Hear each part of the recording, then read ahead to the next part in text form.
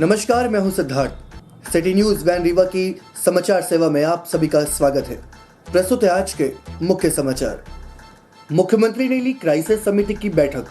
कक्षा 1 से 12वीं तक सभी स्कूलें 31 जनवरी तक रहेंगी बंद। मकर संक्रांति के अवसर पर टीआरएस ग्राउंड में आयोजित हुआ पतंग मेला महोत्सव और 3 वर्ष की बच्ची से हैवानियत करने वाले दरिंदे को हुआ आजीवन कारावास। खबरें अब विस्तार से। मध्य प्रदेश में कोविड-19 की नई गाइडलाइन, 12वीं तक सभी स्कूलें बंद। प्री बोर्ड एग्जाम होंगे घर से ही। किसी भी इवेंट में नहीं जुटेंगे 250 से ज्यादा लोग। आपको बता दें, मध्य प्रदेश के मुख्यमंत्री शिवराज सिंह चौहान ने सभी स्कूलों को 31 जनवरी तक बंद करने का ऐलान कर दिया है। आपको बता दें, 20 जनवरी से होने वाले प्री बोर्ड एग्जाम घर से ही देने होंगे। आपको बता दें, जिले में लगातार कोरोना के मामले बढ़ते जा रहे हैं, जिसमें विगत दिवस आई रिपोर्ट में संभाग आयुक्त सहित 61 मामले सामने आए हैं, जिसके बाद से एक्टिव केसों की संख्या 200 के करीब पहुंच गई है। कोरोना के तीसरी लहर में मरीजों की संख्या में निरंतर हो रही बढ़ोतरी को लेकर मुख्यमंत्री शिवराज सिंह चौहान ने क्राइसिस मैनेजमेंट की बैठक ली है। कलेक्ट्रेट में पूर्व मंत्री एवं स्थानीय विधायक राजेंद्र शुक्ला, सांसद जनार्दन मिश्रा, कलेक्टर डॉक्टर इलैया राजटी, एसपी नवनीत भसीन सहित कई जनप्रतिनिधि एवं प्रशासनिक अधिकारी मौजूद रहे। क्राइसिस मैनेजमेंट कमेटी के सदस्यों सहित सामाजिक संगठनों के प्रतिनिधि से ऑनलाइन चर्चा भी की गई। पूर्व मंत्री राजेंद्र शुक्ला का कहना है कि अभी अधिकांश लोगों को होम आइसोलेट किया जा रहा है। बैठक में यह निर्णय लिया गया कि संक्रमण के शिकार हुए लोगों को उनके घर तक मेडिकल किट तुरंत पहुंचाई जाए। कोरोना संक्रमण को देखते हुए जेबी प्लांट में बनाए गए कोविड केयर सेंटर सहित पीटीएस एवं अन्य कोविड केयर सेंटरों में सारी व्यवस्थाएं कर ली गई हैं। स्थानीय विधायक राजेंद्र शुक्ला का कहना है कि लोगों को सचेत रहने की आवश्यकता है। तीसरी लहर में कोरोना विकराल रूप ले सकता है, जिसके आसार दिखाई दे रहे हैं। लिहाजा लोगों को कोरोना गाइडलाइन का पालन करना चाहिए, जिसके लिए प्रशासनिक अधिकारियों को भी निर्देशित किया गया है। माना जा रहा है कि तीसरी लहर के चरम पर कोरोना संक्रमण से एक दिन में 1000 मरीज आ सकते हैं। लोगों को सावधान रहने की आवश्यकता है। यदि उन्हें किसी भी प्रकार के लक्षण दिखाई देते हैं तो तुरंत स्वास्थ्य चेकअप कराएं।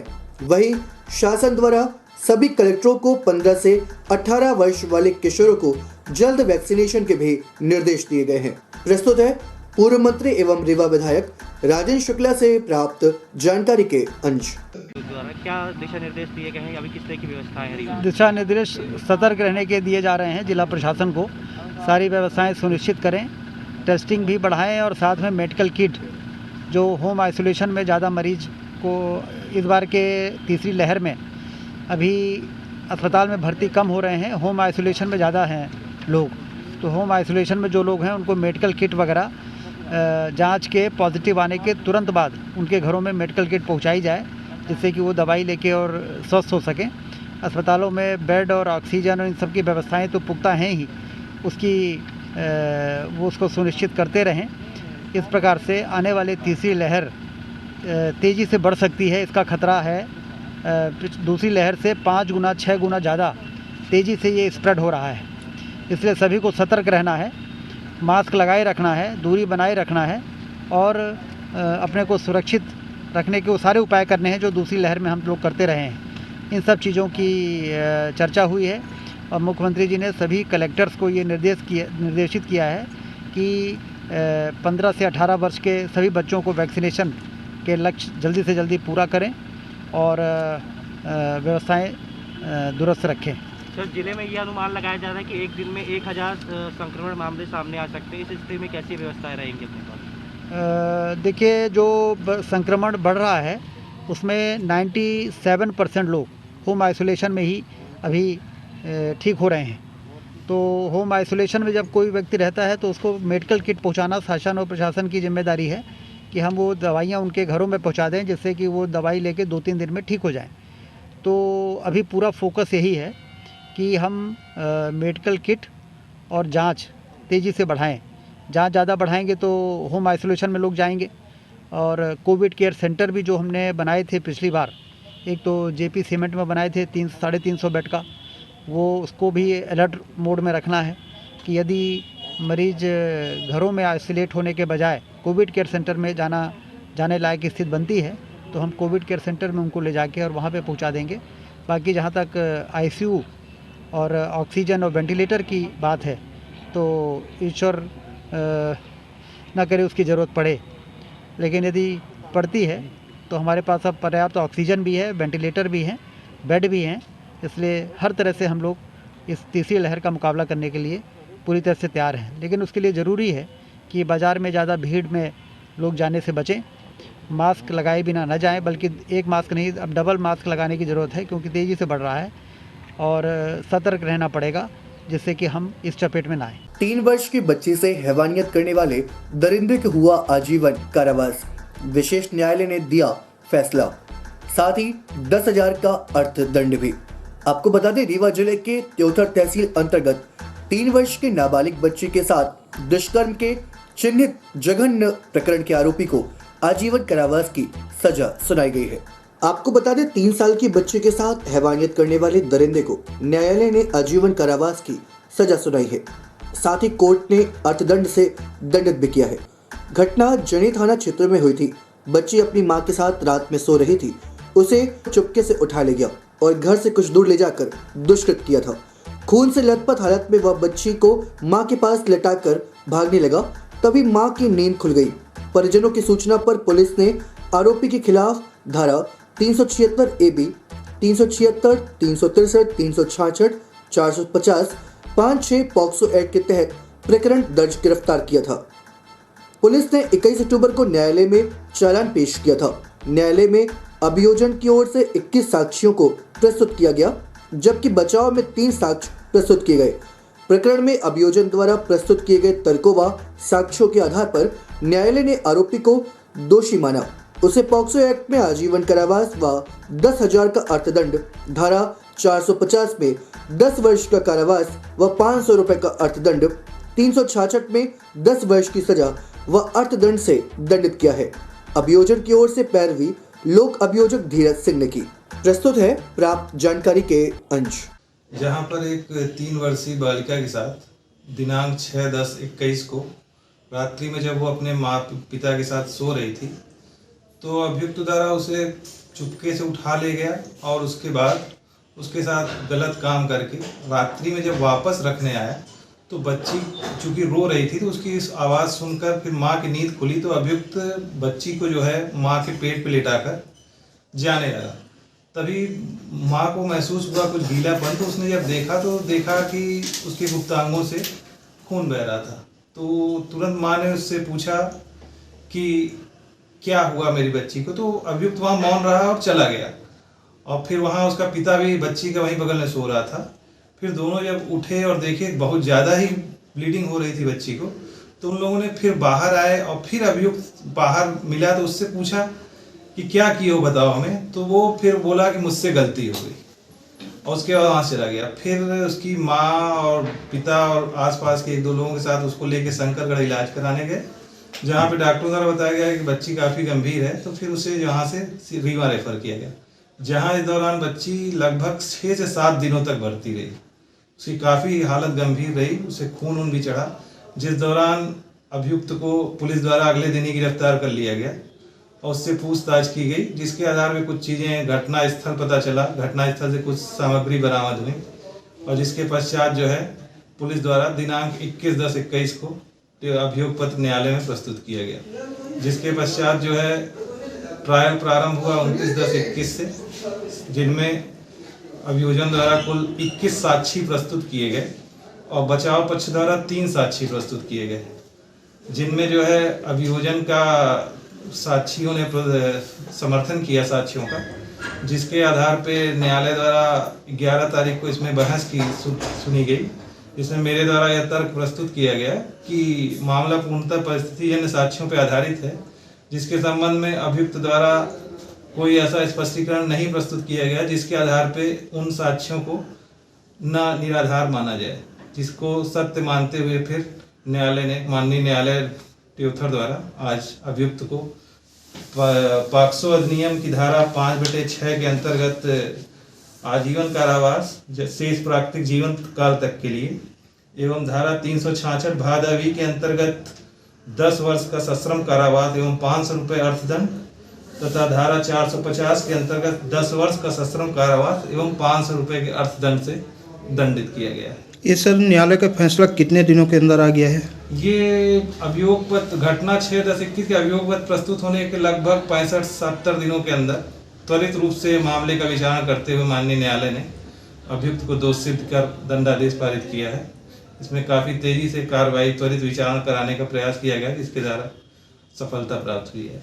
मकर संक्रांति के अवसर पर मनाया गया पतंग मेला महोत्सव। आपको बता दें कि रीवा की पुरानी परंपरा को कायम रखते हुए मकर संक्रांति के अवसर पर हिंदू उत्सव समिति द्वारा पतंग मेला महोत्सव मनाया गया। यह कार्यक्रम ठाकुर रणमत सिंह महाविद्यालय के प्रांगण में आयोजित किया गया। इस पतंग मेला महोत्सव में सैकड़ों लोगों ने भाग लिया। रीवा में सैकड़ों वर्षों से यह परंपरा रही है कि मकर संक्रांति के अवसर पर पतंग प्रतियोगिता का आयोजन किया जाता है। हालांकि कोरोना के बढ़ते प्रकोप को देखते हुए पतंग प्रतियोगिता के दौरान कोविड-19 के नियमों का पालन किया गया, जिसमें विगत वर्षों की भांति भीड़ भी कम दिखाई दे रही थी। यह कार्यक्रम हिंदू धर्म परिवार के द्वारा आयोजित किया जा रहा था। प्रतियोगिता के दौरान बच्चों में काफी उत्साह देखा गया। लोग अपने परिवार के साथ पहुंचकर पतंग प्रतियोगिता में भाग ले रहे थे, जिसके बाद प्रतिभागियों को पुरस्कृत भी किया गया। इस दौरान हिंदू उत्सव समिति धर्म परिवार के अध्यक्ष नारायण डिगवानी, सुमित मांझवानी, रीवा शहर कांग्रेस अध्यक्ष गुरमीत सिंह मंगू सहित अन्य लोग उपस्थित रहे। प्रस्तुत है रीवा शहर कांग्रेस अध्यक्ष गुरमीत सिंह मंगू से प्राप्त जानकारी के अंश।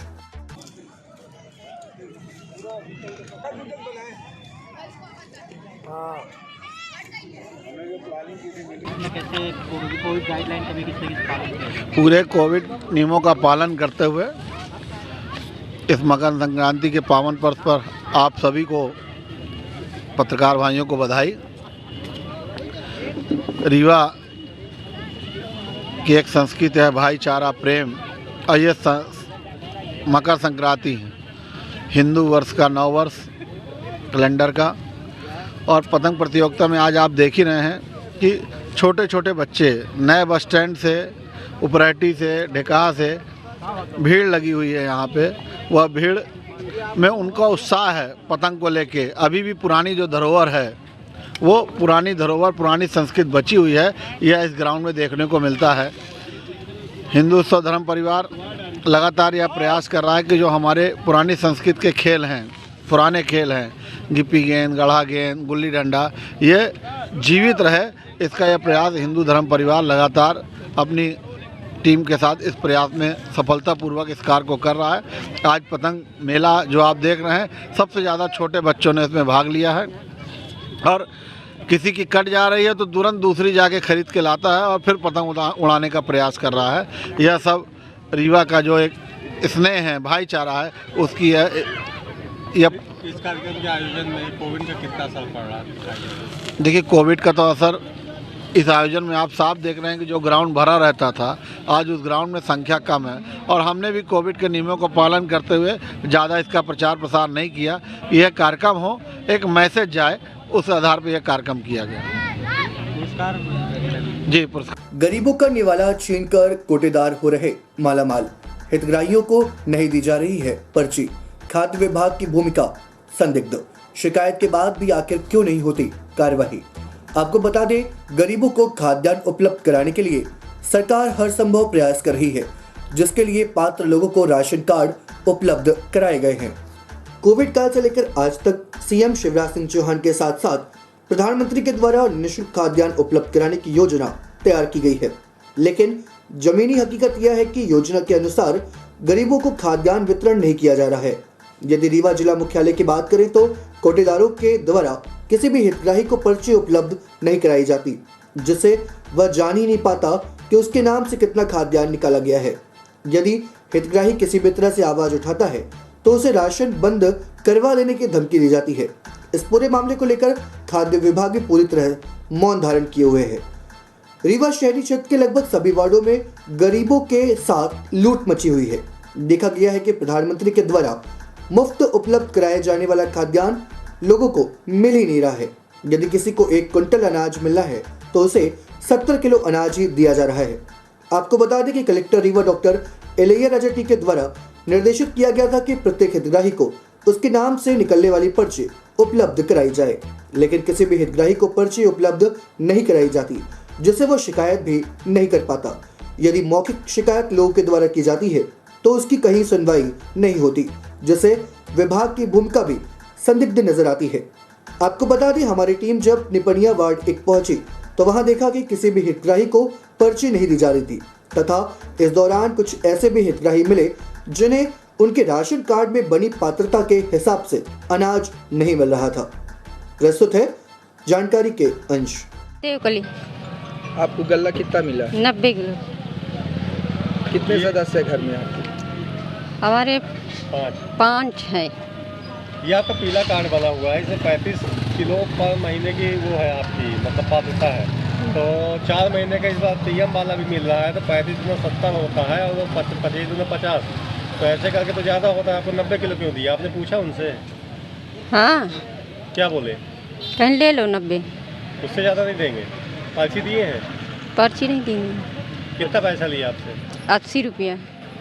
80 रुपये लिए हैं और 90 किलो गल्ला दिए। आपका तो वो 1.5 कुंटल तक बनता है, तो क्यों इतना कम क्यों दिए? तो अब जितना दिहन तब लिहन। ये कार्ड आपका है? हाँ। ये कौन से निवासी है क्षेत्र के आप? आदिवासी कोल मतलब। एक बाट के।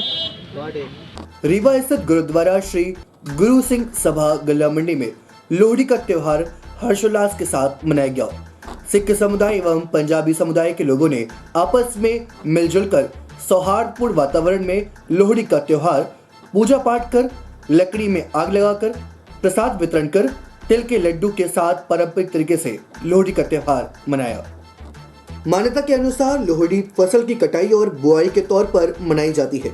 लोहड़ी को लेकर एक मान्यता ये भी है कि इस दिन लोहड़ी का जन्म होलिका की बहन के रूप में हुआ था। महिलाएं आग जलाकर चारों ओर उसके फेरी लेती हैं और अपने गुरु साहब को याद करती हैं, पाठ करती हैं। काफी संख्या में लोग यहाँ पर एकत्रित होते हैं। बेशक होलिका का दहन हो गया था, किसान लोहड़ी के दिन को नए साल की आर्थिक शुरुआत के रूप में भी मनाते हैं।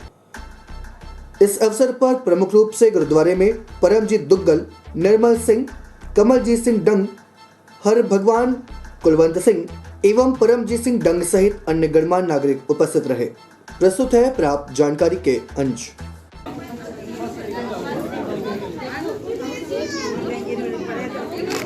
पास क्या महत्व है इसका? लोहड़ी का पर्व है, खुशियों का त्यौहार है और हमारे यहाँ जितने भी तिल फूल डलते हैं उसको कहा जाता है तिल फूल डले दुख पाप सड़े। तो सारे साल का जितना भी दुख पाप है और बीमारियाँ सब इससे दूर भाग। खुशियों का त्यौहार है। तो आप हमेशा आते हैं? हमेशा इस गुरुद्वारे जब भी ये कार्यक्रम होता है? बिल्कुल बिल्कुल। उसमें हिस्सा लेती हैं? बिल्कुल। क्या क्या तैयारी करती हैं? काफ़ी हमारे यहाँ पॉपकॉर्न्स की तैयारी होती है, ढोल की तैयारी होती है, गिद्दा पाते हैं। सारा प्रोग्राम एक खुशियों भरा हुआ है। क्या नाम है आपका? हरमीत। पूरा? हरमीत कौर डंग। क्या है इसका, क्या महत्व है आज के? आज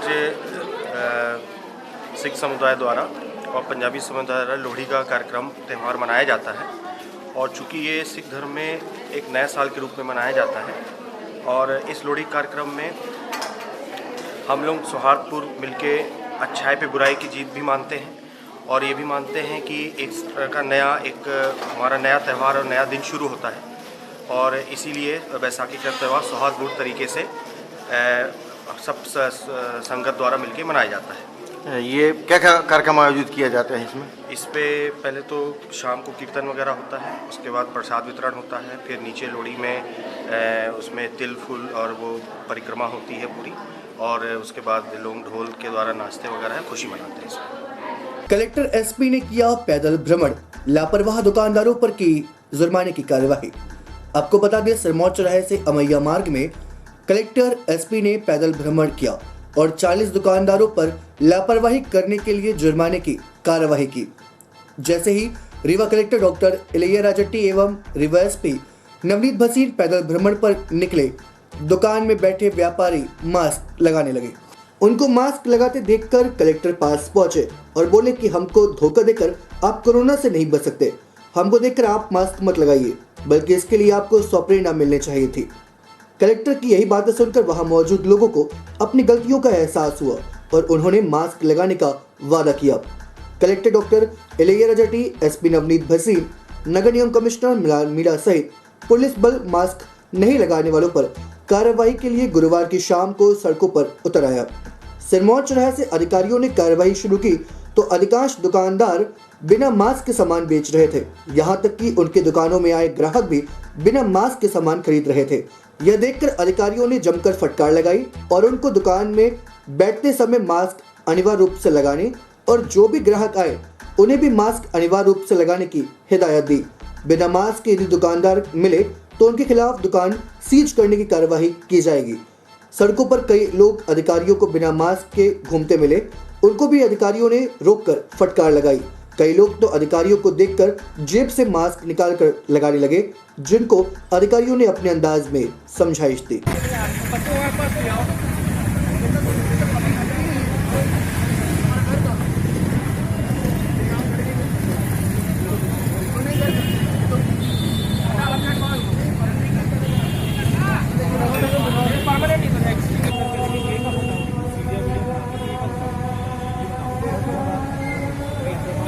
आज की खबरों में फिलहाल इतना ही। कल फिर होंगे आपसे मुखातिब कुछ नई खबरों के साथ। तब तक के लिए हमें अनुमति दीजिए। नमस्कार।